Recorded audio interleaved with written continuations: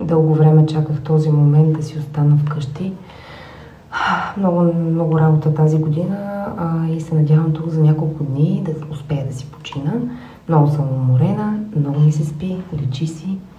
Премахнала съм грима и преди да си легна да си правя моите процедури, искам да ви покажа процедурата, която правя всяка вечер. Понякога ги редувам, не мога да кажа, че е всяка вечер точно по този начин, но използвам ето тези 3 продукта на Dermacot. Това е една страхотна маска, която аз лично много харесвам. Тя е с хиалуронова киселина и урея. След това пръскам ето с тази водичка на Dermacot, за да може по-бързо маската да влезе в кожата. И накрая минавам устните ето с тази страхотна хиалуронова киселина. Ето сега ще ви демонстрирам на нанесеното лице без грим колко